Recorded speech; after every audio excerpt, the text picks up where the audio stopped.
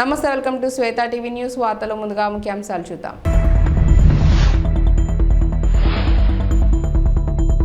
కేసీఆర్ పని అయిపోయింది, కారు షెడ్డుకే రేవంత్.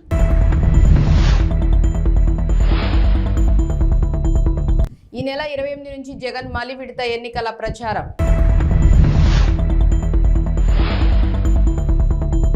ఈ నెల 29న తెలంగాణలో జేపీ నడ్డా పర్యటన.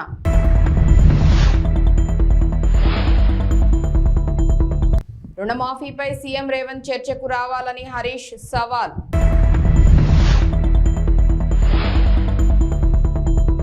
టీటీడీకి చెందిన 2000 నోట్ల మార్పిడికి ఆర్బీఐ అంగీకారం.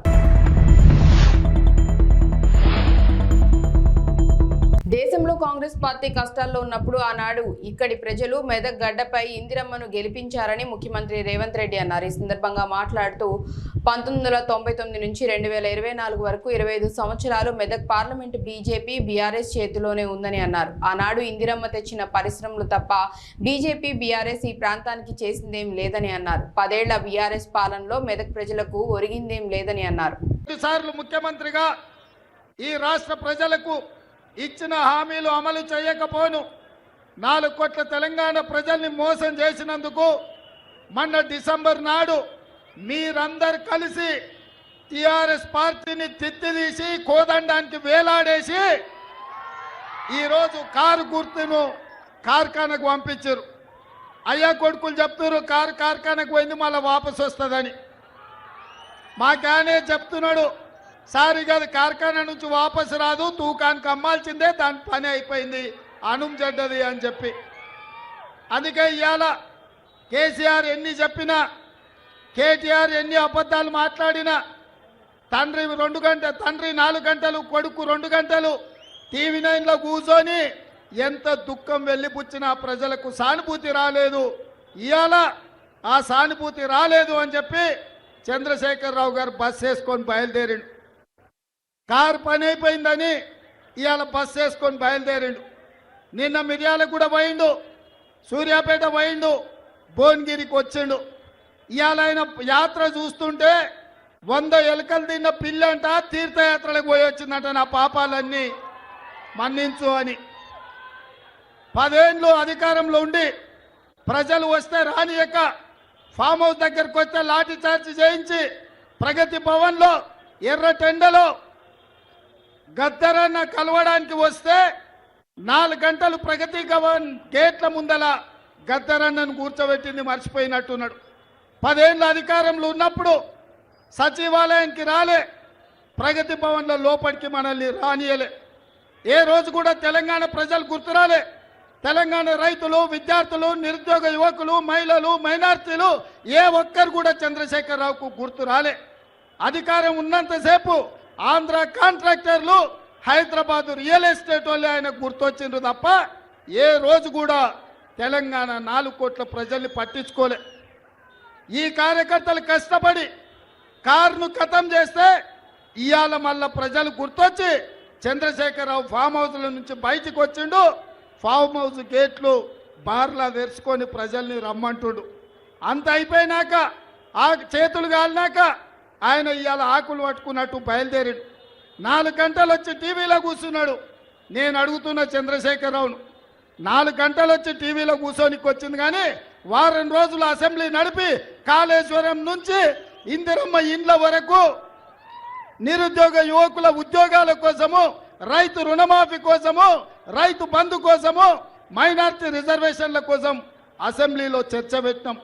చర్చలు మాత్రం రాలే. ఎందుకంటే చర్చలకు వస్తే ఎదురుగా కాంగ్రెస్ వాళ్ళు ఉంటారు, రేవంత్ రెడ్డి ఉంటారు, అడుగుతారు, కడుగుతారు, అంగిప్పి 4 దంచుతారని అసెంబ్లీకి రాలే. ఇక ఆయన పోయిన టీవీలో అడిగేటోడు ఆళ్ళోడే, చూపించేటోడు ఆడోళ్ళే, మొత్తం వాళ్ళే. చూపించుకోనికే టీవీ ఉంది, రాసుకోనికే పేపర్ ఉందని నోటికొచ్చింది 4 గంటలు కూర్చొని మాట్లాడింది. మీరెవరైనా నమ్మినరా? ఎవరైనా నమ్మిరా? రుణమాఫీపై సీఎం రేవంత్ రెడ్డి మాజీ మంత్రి హరీష్ రావు మధ్య రాజీనామా సవాలు రసవత్తరంగా మారింది. ఇరువురి మధ్య లోక్సభ ఎన్నికల నేపథ్యంలో కీలకంగా మారింది. రాజీనామా లేఖతో గన్ పార్కుకు వస్తానని రేవంత్ కూడా రావాలని సవాల్ చేశారు. అయితే రేవంత్ చర్చకు వస్తారా రారా సర్వత్రా ఆసక్తి నెలకొంది. శుక్రవారం ఉదయం 10 గంటలకు అసెంబ్లీ ముందు ఉన్న అమరవీరుల స్తూపం దగ్గరకు తాను రాజీనామా లేఖతో వస్తానని, నువ్వు వస్తావా రా దమ్ముంటే అని మరోసారి రేవంత్ రెడ్డికి సవాల్ విసిరారు. రాజీనామా లేఖను మేధావుల చేతుల్లో పెడదామని తెలిపారు. గ్యారెంటీ ఫెయిల్ అయిపోయింది. బాండ్ పేపర్లతో ప్రజల్ని మోసం చేసినాం. ఈ తాప ప్రజలు మనకు వినేటట్టు లేరు. కాంగ్రెస్ పార్టీని తుక్కుగా ఓడగొట్టేట్టున్నారని ఇప్పుడు నయా నాటకం, దేవుడి మీద ఒట్ల నాటకం మొదలుపెట్టింది. నేను మొన్న ఛాలెంజ్ చేసిన రేవంత్ రెడ్డి మొన్న ఏమంటున్నాడు, కొత్తగా రుణమాఫీ చేయలేదని చెప్పి ఆగస్టు 15లోగా రుణమాఫీ చేస్తా అని ఒక నయా నాటకం మొదలుపెట్టింది. మిస్టర్ రేవంత్ రెడ్డి, ఆగస్టు 15వ తారీఖు లోపు నువ్వు 2 లక్షల రుణమాఫీ చేయకపోతే ముఖ్యమంత్రి పదవికి రాజీనామాకు సిద్ధమా అని నేను అడిగిన. నువ్వు దేవుడి మీద ఎట్టున్నావు, రాజీనామాకు సిద్ధమా అని అడిగిన. అడిగితే తొండి ఆట ఆడుతున్నాడు. నువ్వు పార్టీ రద్దు చేసుకుంటావా అంటాడు. నేను మళ్ళీ ఇవాళ అడుగుతున్నా ఈ ఖమ్మం నుంచి, రేవంత్ రెడ్డి గారు ఆగస్టు 15వ తారీఖు లోపు ఇచ్చిన మాట ప్రకారంగా వడ్డీతో సహా 39,000 కోట్ల రూపాయల రుణమాఫీని నువ్వు ఖచ్చితంగా చేస్తావా చేయవా ప్రజలకు సమాధానం చెప్పు. ఆ 2 లక్షల రుణమాఫీ కానీ 100 రోజుల్లో ఇస్తామన్న 6 గ్యారెంటీలు నువ్వు అమలు చేయకపోతే రాజీనామాకు సిద్ధమా అని ఈ ఖమ్మం నుంచి నేను అడుగుతా ఉన్నా. నేను సిద్ధం. నీ సవాల్ నేను తీసుకుంటున్నా. ఎల్లుండి 26వ తారీఖు నాడు అసెంబ్లీ ఎదురుగా అమరవీరుల స్తూపం దగ్గరికి పొద్దున 10 గంటలకు నేను వస్తా. నువ్వు రా. ఆ అమరుల సాక్షిగా ప్రమాణం చేద్దాం. ఆగస్టు 15వ తారీఖు లోపు నువ్వు 2 లక్షల మాఫీ చేస్తా అని 100 రోజుల్లో బాండ్ పేపర్ మీద రాసిచ్చి అమలు చేస్తా, 6 గ్యారెంటీలు అమలు చేస్తా అని చెప్పి నువ్వు ప్రమాణం చేయి, నేను ప్రమాణం చేస్తా. నువ్వు అమలు చేస్తే నేను ఎమ్మెల్యేకు రాజీనామా చేస్తా, మళ్ళా పోటీ కూడా చేయను. నువ్వు అమలు చేయకపోతే ముఖ్యమంత్రి పదవికి రాజీనామా చేయడానికి సిద్ధంగా ఉన్నావా అని అడుగుతా ఉన్నాను. ఇది ప్రజల్ని మోసం చేయడం కదా. నువ్వు అమలు చేసేది నిజమైతే, నువ్వు మాట మీద ఉండేది నిజమైతే రా అమరవీరుల స్తూపం దగ్గరికి. లేదంటే నువ్వు ఎన్ని దేవుళ్ళ మీద ఒట్లు పెట్టినా, ఎన్ని ఆపద మొక్కులు మొక్కినా ఈసారి కాంగ్రెస్ పార్టీ పేదింటి భవిష్యత్తును మరింత గొప్పగా మార్చేందుకు రాష్ట్రాన్ని అన్ని రంగాల్లో ప్రగతి పదంలో అగ్రభాగాన నిలిపేందుకు మరోసారి చారిత్రక విజయంతో అధికారంలోకి రావటమే లక్ష్యంగా ఈ నెల 28 నుంచి వైఎస్ఆర్సీపీ అధ్యక్షులు ముఖ్యమంత్రి వైఎస్ జగన్మోహన్ రెడ్డి ఎన్నికల ప్రచార భేరీ మోగించనున్నారు. ప్రతిరోజు 3 అసెంబ్లీ నియోజకవర్గాల్లో జరిగే బహిరంగ సభల్లో పాల్గొంటారు. ఈ నెల 28న ఉదయం 10 గంటలకు తాడిపత్రిలో నిర్వహించే బహిరంగ సభ ద్వారా ఎన్నికల ప్రచారానికి శ్రీకారం చుట్టనున్నారు. పోలింగ్ సమయం సమీపిస్తూ ఉండడంతో ఏపీలో రాజకీయ వాతావరణం మరింత హాట్గా తయారైంది. అధికార విపక్ష పార్టీలు ప్రచారాన్ని హీటెక్కిస్తున్నాయి. ఇప్పటికే తొలి దశ ప్రచారాన్ని పూర్తి చేశారు. తొలుత 4 ప్రాంతాల్లో సిద్ధం సభలు నిర్వహించారు. మార్చి నెలాఖరున మేమంతా సిద్ధం పేరుతో బస్సు యాత్ర సైతం నిర్వహించారు. ఇడుపులపాయ నుంచి ఇచ్చాపురం వరకు జరిగిన ప్రచారం సందర్భంగా విపక్ష కూటమిపై నిప్పులు చెరిగారు. వైసీపీకి ఓటేస్తేనే సంక్షేమ పథకాలు అమలవుతాయని, బాబుకు ఓటేస్తే నిండా మునిగినట్లేనని ప్రజలకు సూచించారు సీఎం జగన్. ఈ యాత్ర వైసీపీ శ్రేణుల్లో జోష్ నింపింది. పులివెందులలో నామినేషన్ వేసిన తర్వాత మరో విడత ప్రచారానికి సిద్ధమయ్యారు సీఎం జగన్.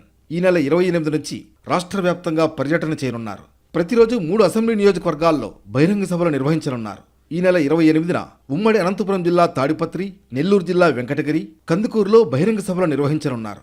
ఈ నెల 29న చోడవరం, పి గన్నవరం, పొన్నూరు, 30వ తారీఖున కొండపి, మైదుకూరు, పీలేరులో సిద్ధం సభలు జరగనున్నాయి. మే 1వ తారీఖున బొబ్బిలి, పాయకరావుపేట, ఏలూరులో బహిరంగ సభలు నిర్వహించనున్నారు. ఈ మేరకు పార్టీ క్యాడర్ రూట్ మ్యాప్ తయారు చేయడం జరిగింది. రాష్ట్రంలో పార్లమెంట్ ఎన్నికల్లో డబుల్ డిజిట్ సీట్లే లక్ష్యంగా పెట్టుకున్న బీజేపీ ప్రచారాన్ని స్పీడ్ చేసింది. ఇందులో భాగంగా ఈ నెల 29న రాష్ట్రానికి జేపీ నడ్డా రానుండగా 30న మోదీ పర్యటన ఖరారైంది. రాష్ట్రంలో ఎన్నికల షెడ్యూల్ రిలీజ్ అయ్యాక తొలిసారిగా మోదీ రాష్ట్రానికి రానున్నారు. ఈ నెల 30న జహీరాబాద్ ఎంపీ అభ్యర్థి బీబీ పాటిల్, మెదక్ పార్లమెంట్ అభ్యర్థి రఘునందన్ రావుకు మద్దతుగా ప్రచారం నిర్వహించనున్నారు. త్వరలో ఆందోళ్ అసెంబ్లీ నియోజకవర్గంలోని సుల్తాన్ షాజహాన్పూర్లో మధ్యాహ్నం 3 గంటలకు నిర్వహించనున్న బీజేపీ విశాల జనసభలో మోదీ పాల్గొంటారని ఆ పార్టీ నేతలు ప్రకటించారు. అదే రోజు సాయంత్రం శేరిలింగంపల్లి నియోజకవర్గంలో ఐటీ ఎంప్లాయీస్ ఇంటెలెక్చువల్స్తో సమావేశమయ్యే ఛాన్స్ ఉంది. అలాగే మే 3-4 తేదీల్లోనూ మోదీ రాష్ట్రానికి రానున్నారని పార్టీ వర్గాలు చెప్తున్నాయి. మే 3న వరంగల్ పార్లమెంట్ పరిధిలో ఒక సభ, భువనగిరి, నల్గొండ ఎంపీ సెగ్మెంట్లను కలుపుతూ మరో సభలో ఆయన పాల్గొంటారు. 4న మహబూబ్ నగర్ పార్లమెంట్ పరిధిలోని నారాయణపేటలో, చేవెళ్ల ఎంపీ నియోజకవర్గంలోని వికారాబాద్లో సభలో మోదీ ప్రసంగించనున్నారు. గురువారం కేంద్ర హోంశాఖ మంత్రి అమిత్ షా సిద్దిపేటలో జరిగే బహిరంగ సభలో పాల్గొనగా, కరీంనగర్లో ఎంపీ అభ్యర్థి బండి సంజయ్ నామినేషన్ కు గుజరాత్ సీఎం భూపేందర్ పటేల్, నిజామాబాద్ ఎంపీ అభ్యర్థి అరవింద్ నామినేషన్ కు ఉత్తరాఖండ్ సీఎం పుష్కర్ సింగ్ ధామి పాల్గొనున్నారు.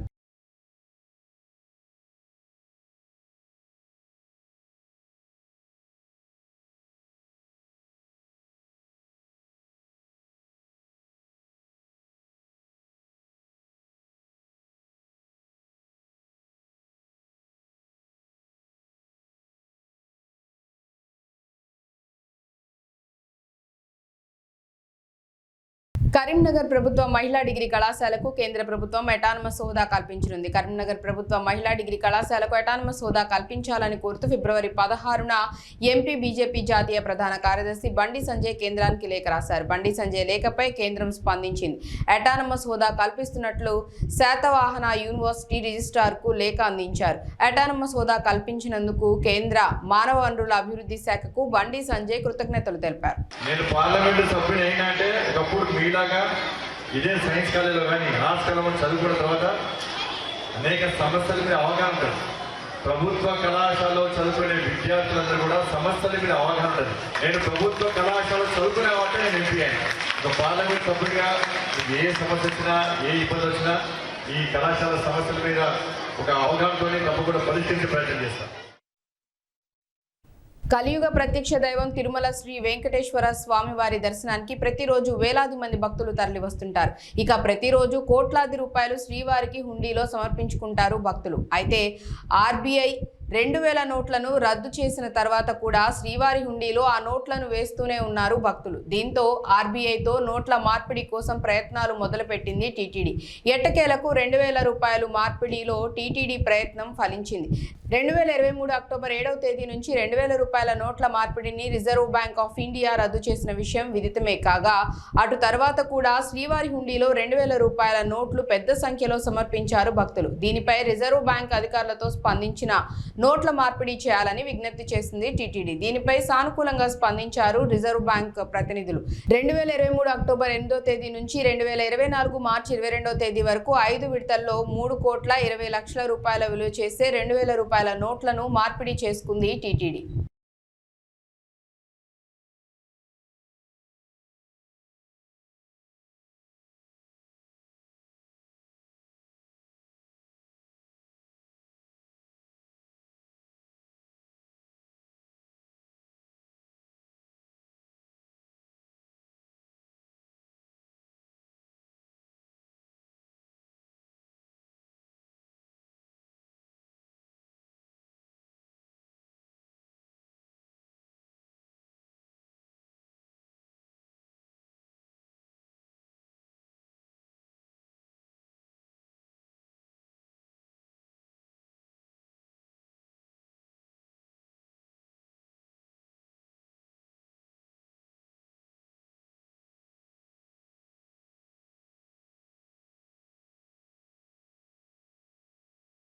తెలుగు రాష్ట్రాల్లో ఎండలు మండిపోతున్నాయి. రికార్డు స్థాయిలో ఉష్ణోగ్రతలు నమోదవుతున్నాయి. పలు జిల్లాల్లో ఉష్ణోగ్రతలు 45 డిగ్రీలకు పైమాటే.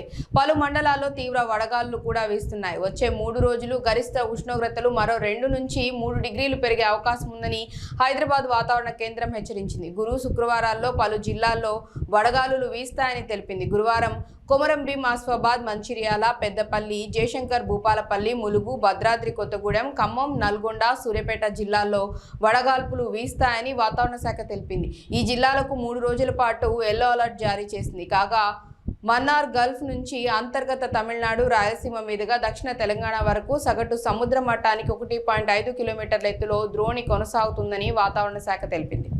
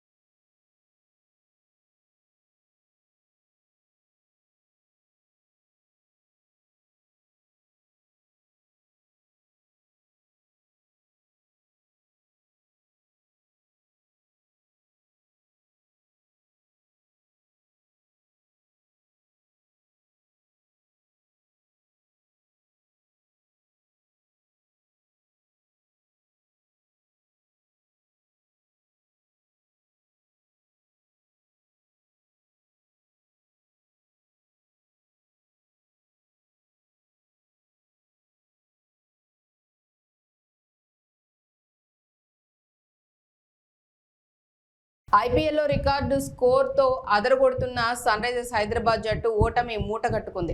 అది కూడా ఈ సీజన్లో పేలవ ప్రదర్శన చేస్తున్న ఆర్సీబీపై కావటం అభిమానులకు మరింత బాధని కలిగిస్తోంది. అంతేకాదు సొంత మైదానం ఉప్పల్లో ఘన విజయం సాధిస్తుందని భావించిన అభిమానులను పూర్తిగా నిరాశకు గురిచేసింది. స్టార్ బ్యాట్స్మెన్లు అందరూ చేతులెత్తేశారు. కెప్టెన్ ప్యాట్ కమిన్స్ సహా బౌలర్లందరూ నిరాశపరిచారు. దీంతో ఆర్సీబీ 35 పరుగుల తేడాతో విజయం సాధించింది. వరుసగా 6 మ్యాచ్ల్లో ఓడి డీలా పడిన ఆ జట్టు ఎట్టకేలకు సుమారు నెల రోజుల తర్వాత గెలుపు బాట పట్టింది. Rajat Patidar player of the match గా నిలిచారు.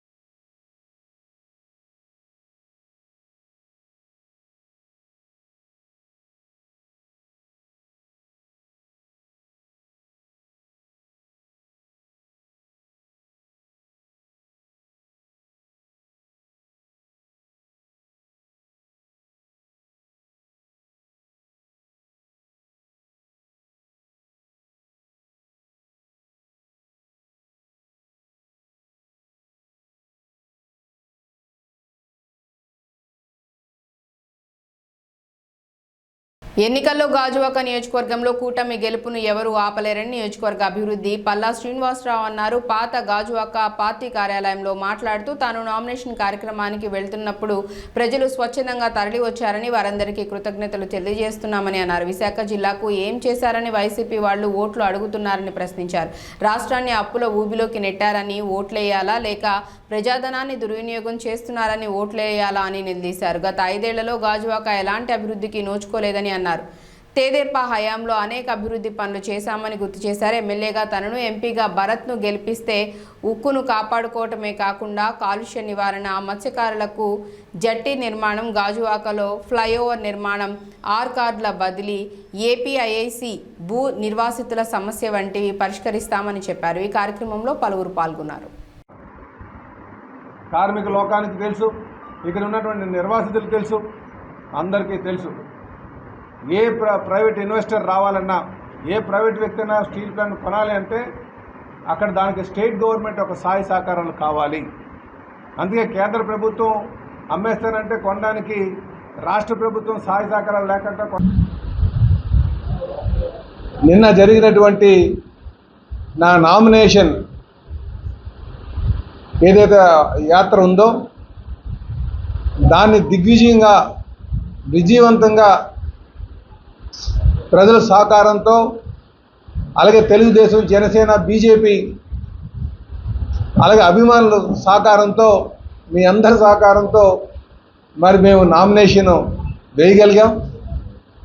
ఆ నామినేషన్ను చూసిన తర్వాత ఆ నామినేషన్, ఆ పాదయాత్ర కావచ్చు, ఆ యాత్ర కావచ్చు, అది చూసిన తర్వాత నిజంగా నా భూతో నా భవిష్యత్ లాగా ఉంది. అంటే నేను ఎప్పుడు కూడా అంత జనాన్ని చూడలే. దాన్ని బట్టి నాకు అర్థమవుతుంది ఏంటంటే ప్రజలు మార్పు కోరుకుంటున్నారు.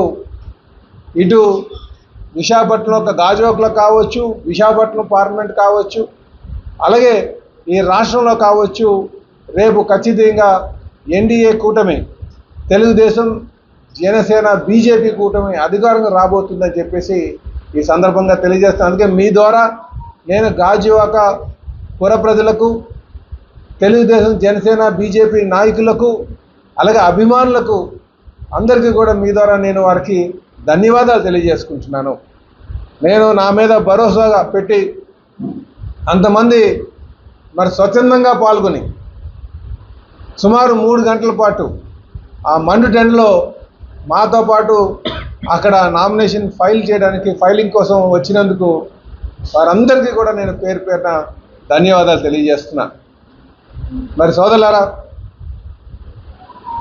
ఈరోజు మళ్ళీ మీ ద్వారా నేను ప్రజానికాన్ని కోరుతున్నాను. గడిచిన 15 సంవత్సరాలుగా మేము ఎప్పటి నుంచో ఉన్నాం. చెప్పాలంటే మా నాన్నగారు 72లో సర్పంచ్ అయ్యారు. అప్పటి నుంచి ఈ ప్రాంతంతో ఇక్కడ ఉన్నటువంటి ప్రజలతో మమేకమయ్యే ఉన్నాం. కుటుంబ పరంగా కార్మిక లోకంతో ఉంటాం. కానీ నేను ప్రత్యేకంగా 2009 నుంచి మరి నియోజకవర్గంలోనే ఉంటూ ఇక్కడ ఉన్నటువంటి సాధక బాధలు తెలుసుకొని మరి అప్పుడు నాకు 2014లో నాకు శాసనసభ్యుడిగా అవకాశం కల్పించారు. ఆ 5 సంవత్సరాలు 2014 నుంచి 2019 మధ్యన నేను అనేక సమస్యలు పరిష్కారం చేసేటువంటి పద్ధతి, నా యొక్క పద్ధతిని చూశారు. నేను అధికారం ఉన్నప్పుడు ఏ విధంగా సమస్యలు పరిష్కారం చేస్తానన్న దాని మీద పూర్తి అవగాహన ఇక్కడ ఉన్నటువంటి ప్రజలకు ఉంది. అలాగే అధికారం లేనప్పుడు నా పోరాట పటిమం ప్రజలతో మమేకమై ప్రజాపక్షాన్ని నించొని ప్రభుత్వం చేసినటువంటి ప్రజా వ్యతిరేక విధానాలపైన మేము పోరాటం చేసినటువంటి తీరు కూడా ఇక్కడ ఉన్నటువంటి ప్రజానికి తెలుసు. కనుక నేను గత 15 సంవత్సరాలుగా గాజువాక నియోజకవర్గంలోనే ఉండి అనేక సమస్యల పరిష్కారం పట్ల లేకపోతే పోరాటం చేసిన విషయంలో కావచ్చు, నాకు నా నైజం ఇక్కడ ఉన్నటువంటి ప్రజానికానికి తెలుసు. కనుక మళ్ళీ నాకు అవకాశం కల్పిస్తారనే నమ్మకం ఉందని చెప్పి ఈ సందర్భంగా నేను తెలియజేస్తున్నా. ఈరోజు ఇక్కడికి వచ్చినందుకు గాను మీ అందరికీ కూడా నేను ప్రెస్ సోదరులందరికీ పేరు పేరున నేను నమస్కారాలు తెలియజేసుకుంటాను.